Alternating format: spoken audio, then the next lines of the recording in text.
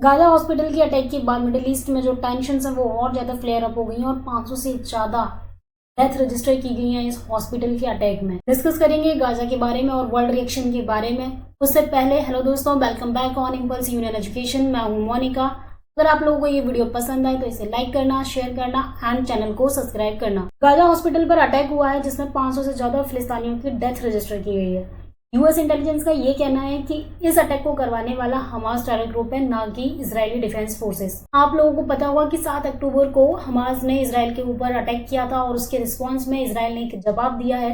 Continuous air strike Israeli defence forces के द्वारा conduct की जा रही है गाजा स्ट्रिप के ऊपर हमास मिलिटेंट ग्रुप को खत्म करने के लिए, और वहां पर सिविल कैजुअलिटी भी बहुत ज्यादा रिकॉर्ड की जा रही है। इजरायली डिफेंस फोर्सेस ने यह भी कहा था कि नॉर्दर्न गाजा से जो फिलिस्तीनी है उन्हें मूव करना होगा साउथ गाजा की तरफ, लेकिन अब साउथ गाजा में ही ये एयर स्ट्राइक कर दी गई है। अभी किसके द्वारा की गई है ये तो पता नहीं है, लेकिन सिविल कैजुअलिटी बहुत ज्यादा हो गई है और पूरा मुस्लिम वर्ल्ड इस अटैक के अगेंस्ट में आया है और जो फिलिस्तीनियंस है उनके सपोर्ट में आया है।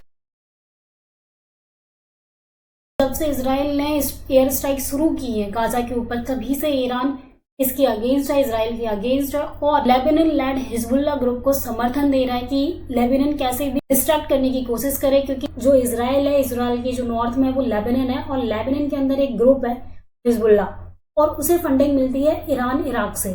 तो वो कंटिन्यूस इसराइल पे अटैक कर रहा है। अभी अटैक रजिस्टर किया गया था इसराइल के ऊपर, हालांकि वहां कंडीशन अभी स्टेबल है, मतलब कि अभी गाजा और इसराइल में ही वॉर चल रहा है। अभी के इस अटैक को भी ईरान ने बहुत ज्यादा क्रिटिसाइज किया है। इसके बाद तुरंत बाद ही ईरान के द्वारा मेंबर ऑफ इस्लामिक कॉपरेशन की मीटिंग बुलाई गई और इसमें ये बोला गया कि इसराइल से जो भी ऑयल आ रहा है या फिर जो भी ट्रेड किया जा रहा है अरब वर्ल्ड के साथ, उसे बंद कर देना चाहिए, वहां पर सैंक्शन लगाने चाहिए। रशिया चाइना ने तो शुरू से ही हमास को क्रिटिसाइज नहीं किया और अभी भी रशिया चाइना किसी को क्रिटिसाइज नहीं कर रहा है और ये बात बोली है कि इन्हें पीसफुली इसको रिजॉल्व करना चाहिए। बहुत ज्यादा सिविल कैजुअलिटी हो रही है। तो एक्सपर्ट्स का ये कहना है कि इसमें सबसे ज्यादा फायदा हो रहा है वो रशिया का हो रहा है, क्योंकि आप लोगों को पता होगा यूक्रेन रशिया वॉर चल रहा है, उसे लगभग 2 साल होने को है और यूएस यूक्रेन को म्यूनिशंस और वेपन सप्लाई करता है। और अब इसराइल और गाजा के बीच में वॉर छिड़ने के बाद यूएस का ध्यान यूक्रेन से हटकर इसराइल की तरफ हो जाएगा, जहां पर रशिया को बेनिफिट होगा। इंडिया का स्टांस मैं आपको पिछले वीडियो में बता चुकी हूँ। उस वीडियो को देखने के लिए इस आई बटन पे क्लिक करें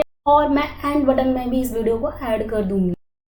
और सबसे जो बुरी चीज हुई है ना गाजा के लोगों के साथ, फिलिस्तीनियों के साथ, वो ये हुई है कि एकमात्र एरिया रफा जो इसराइल के कंट्रोल में नहीं था, मतलब कि उनके पास एक एग्जिट एरिया था जहां से जो फिलिस्तीनी है वो निकल सकते थे गाजा से बाहर, उसे इजिप्ट के द्वारा बंद कर दिया गया है। और साथ में इजिप्ट के पीएम के द्वारा कोई भी रिफ्यूजी एक्सेप्ट करने से मना कर दिया गया है। इसराइल इजिप्ट के बॉर्डर के पास इजिप्ट में ही यूनाइटेड नेशन के ट्रक्स भी खड़े हुए हैं ताकि वो गाजा के लोगों को एड पहुंचा सकें। और न्यूज ये भी आ रही है कि इसराइल ग्राउंड असॉल्ट की तैयारी कर रहा है, ग्राउंड इन्वेजन की तैयारी कर रहा है।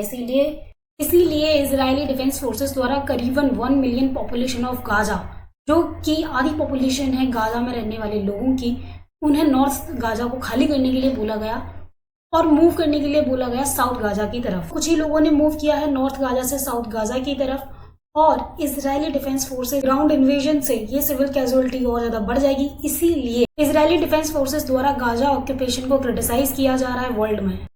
पर प्रॉब्लम क्या है, जो हमास मिलिटेंट ग्रुप है उसने इसराइली लोग करीबन 150 लोगों को हॉस्टेजेस बना के रखा है और इसराइल ने क्लियर कर दिया जब तक वो हमास के ऊपर विक्ट्री नहीं करेगा तब तक वो अपना वॉर नहीं रोकेगा। एक और चीज मैं ऐड कर दूं कि ये बताया जा रहा है 150 हॉस्टेजेस में अमेरिकन भी बताया जा रहा है कि कुछ अमेरिकन को भी हॉस्टेज बनाया गया है। कुछ अमेरिकन साउथ जो गाजा है वहां पर वेट कर रहे हैं रफा एरिया से निकलने का। आप लोगों को पता होगा कि ऑलरेडी पहले से ही एक वॉर चल रहा था, रशिया यूक्रेन वॉर, अब ये दूसरा वॉर चल रहा है इसराइल गाजा वॉर और वर्ल्ड बिल्कुल डिवाइड हो चुका है वेस्टर्न अलाइज में, ईस्टर्न अलाइज में, यानी कि एक तरफ अलाइज है रशिया चाइना ईरान का और एक तरफ अलाइज है यूएस और इसराइल का। देखते हैं कि वर्ल्ड पॉलिटिक्स में आगे क्या होगा। तब तक के लिए अगर आप लोगों को ये वीडियो पसंद आई हो तो इसे लाइक करना, शेयर करना एंड चैनल को सब्सक्राइब करना।